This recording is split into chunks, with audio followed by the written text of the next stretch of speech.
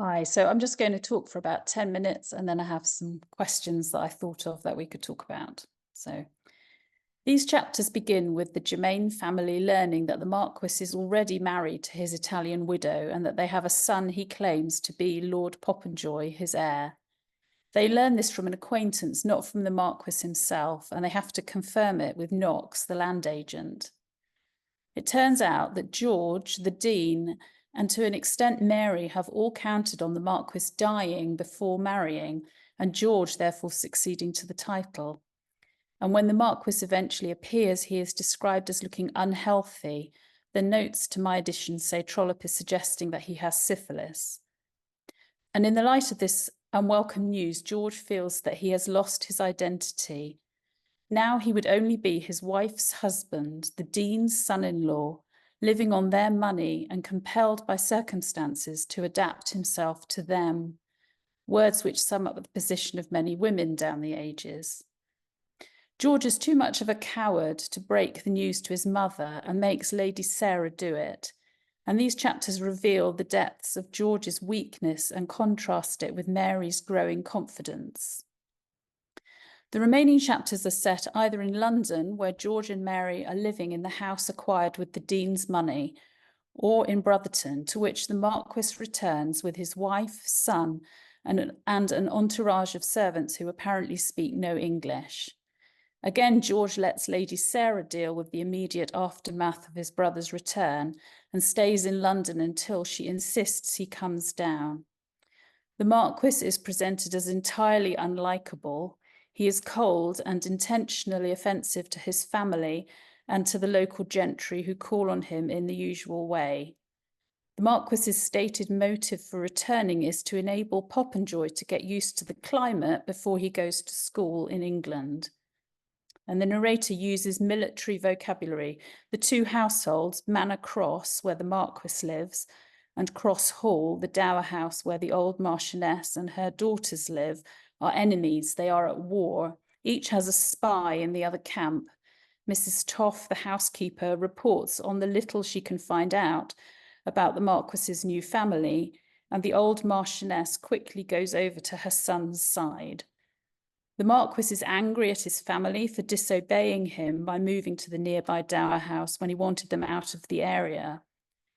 He shows no interest in the local community, however, apart from one shopping trip, in contrast with Lady Sarah and her sisters, who help the poor and operate a bit like social workers. Lady Sarah has refused to move away because, quote, "Here we can do something to justify our lives. We have a work appointed to us, which we are able to perform."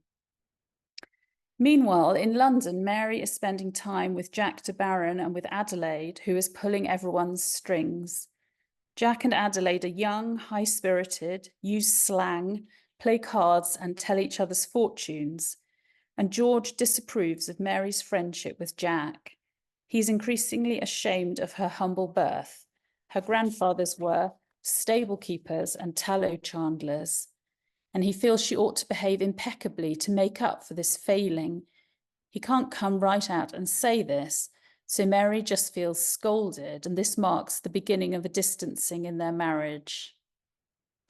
Adelaide escapes George's censure because he is enthralled to her.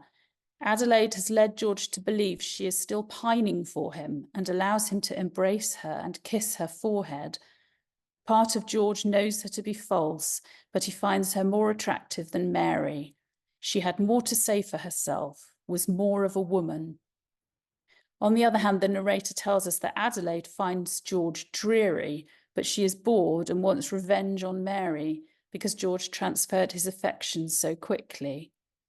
George gets over his guilt at the sin of having kissed Adelaide by taking it out on Mary and accusing her of being boisterous.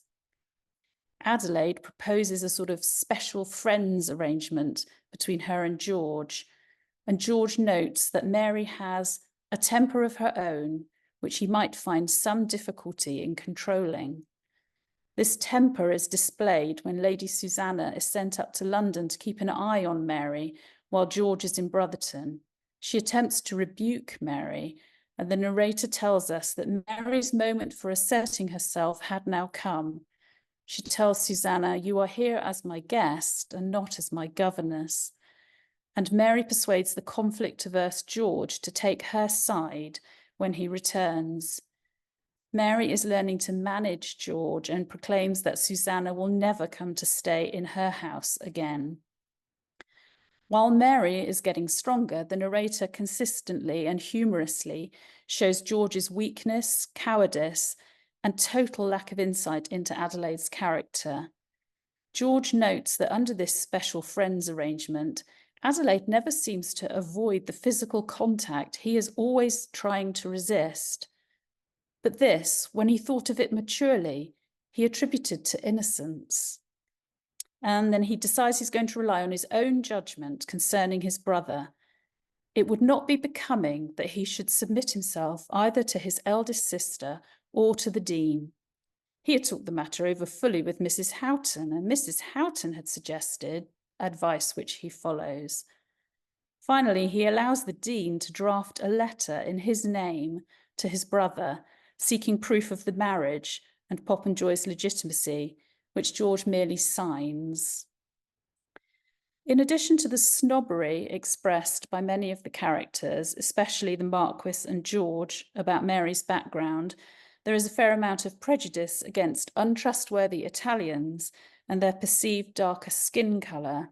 George describes Popenjoy to the Dean as, quote, "a nasty little black thing." And then there is the chapter entitled "The Disabilities," which at this point seems a bit shoehorned into the main narrative. Gus's Aunt Julia, who believes that women are equal to men, takes Mary to a public meeting at the Rights of Women Institute, established for the relief of the disabilities of females, that is, their lack of suffrage.